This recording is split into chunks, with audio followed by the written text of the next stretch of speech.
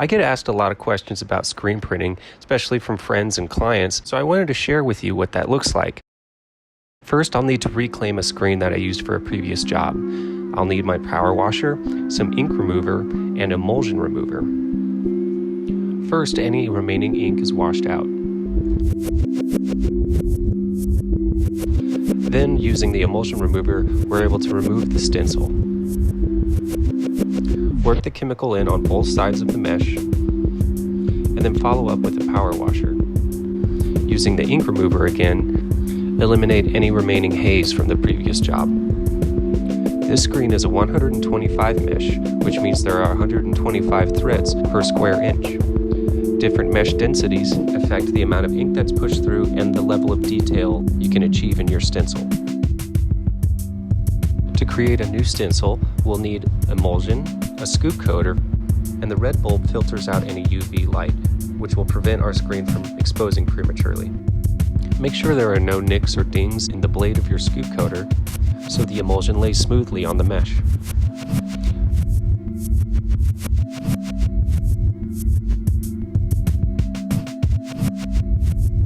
I usually begin with one coat on the inside,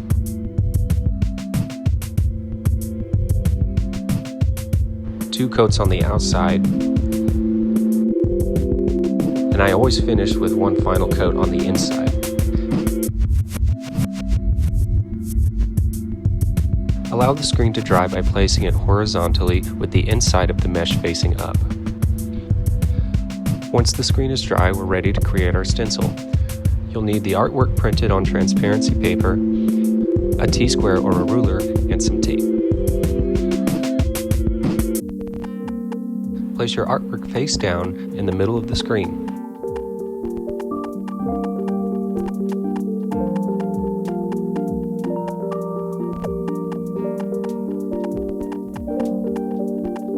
Place the screen in your exposure unit. Turn on the vacuum blanket.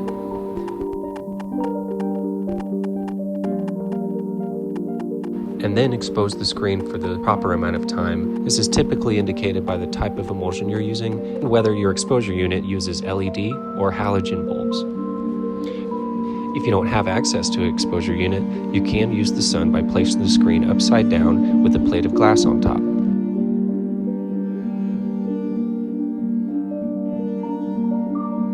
Now all the areas that were covered up by the artwork will wash out to create our stencil.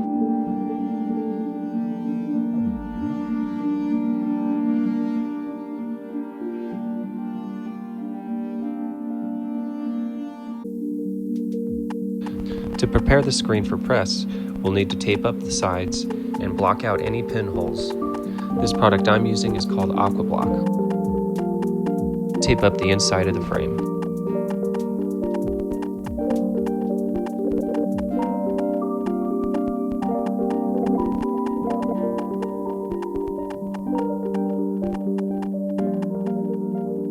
Touch up any areas where the ink is not supposed to push through.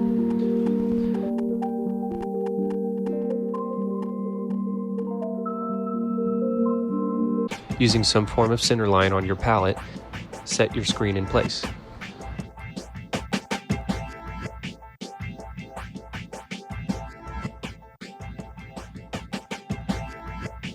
Because this is a one-color job, I'm going to go ahead and tape up our registration marks.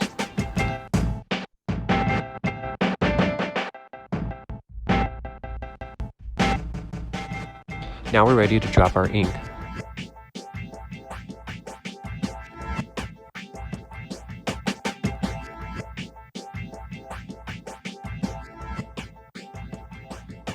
You'll need some tack on your palette, so I'm using a spray adhesive.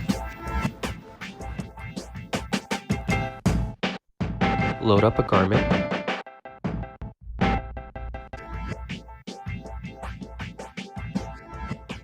Flood the stencil with ink. And push it through with the squeegee. Oftentimes, with white ink on black garments, a flash cure unit will be required between hits of ink. However, I like the results I'm getting here, so I'm going to go ahead with a double hit. The plastisol ink needs to reach between 300 and 330 degrees to cure properly. Once you've reached this temperature, the garment's ready to wear. Then repeat that process until your order is complete.